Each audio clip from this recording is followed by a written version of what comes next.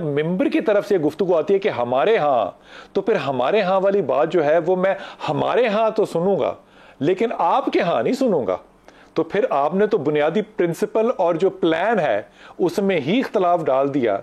तो फिर मैं अगर एक्सपेक्ट करूं कि जो रिजल्ट हो वो हम सबका कॉमन हो, तो फिर प्रोफेसर ये तो बड़ा मुश्किल होगा। ये मुमकिन ही नहीं है जी, हो ही नहीं सकता। मैं समझ रहा हूँ कि मौजू से हम थोड़े से बिखर गए हैं। दरअसल हकीकत भी है, जब अल्लाह ताला ने माह रमज़ान का पूरा प्लान हमें दे दिया है ना, बस हमने उसके अंदर रहना है। उसने क्या दिया है उसकी शक्लें मुख्तलिफ है।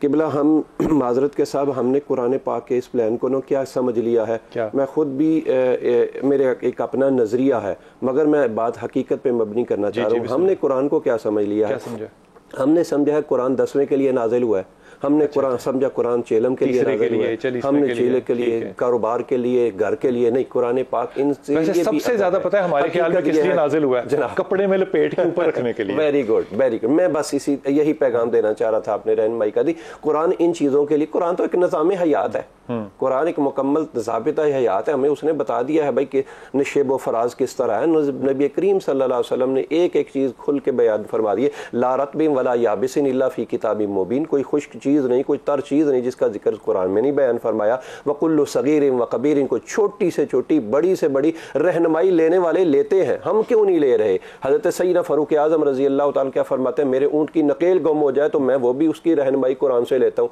क्या मतलब कुरान पाक ने उस दिन से लेकर कयामत तक आने वाले हर पहलू का हमें जो है वो हज़रत अबू बकर सिद्दीक़ कहते हैं, किसी ने अगर मुझे ज़कात में वो ना दिया नकेल, वो जो रस्सी का जिक्र कर रहे हैं, वो कहते हैं मैं जंग पे आ जाऊंगा, जो नबी के दौर में था वैसा ही करें।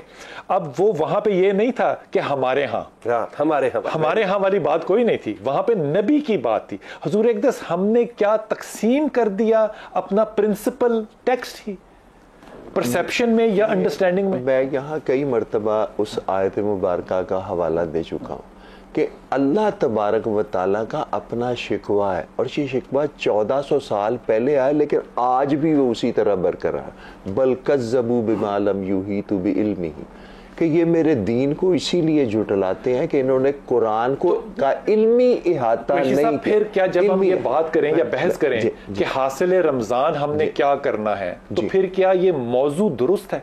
जी, हासिल रमज़ान ये है कि रमज़ान के रोज़े जिस तरह ताकीद फरमाई गई है उसी तरह वो रोज़े रखे जाएं, लेकिन मकसूद को सामने रख के। मकसूद का मतलब तकवा हमने सिर्फ ये रखा हुआ है कि डर है या दुनिया से बेरगबती। ये तकवे के मंजिलें हैं, बहुत मंजिलें ये सारी। बल ये उसमें कि तुम जितने आमाल करते जाओ तुम्हारे आमाल के मुताबिक दर्जा। तकवे को डिफाइन कर दें।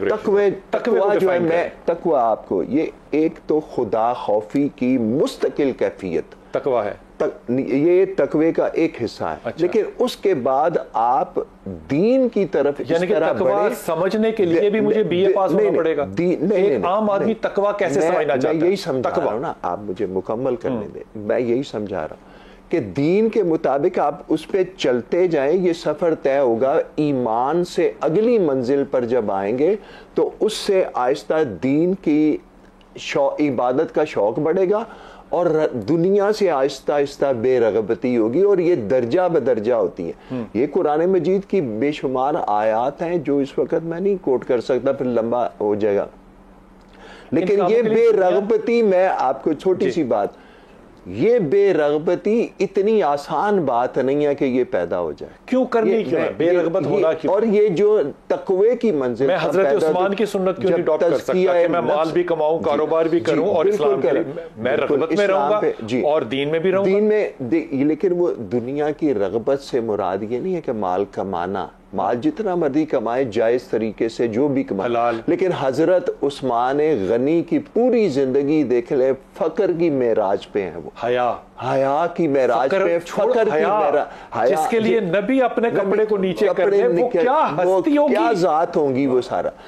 ये सारा तज़किया नफ्स का एक मरहला है जो इस्लाम ने कहा है कि भाई एक की नफी करते जाओ, दूसरे का इस्बात करते जाओ। वक्फे पे जाऊंगा, वापस आके फिर आप लोगों की राय लूंगा।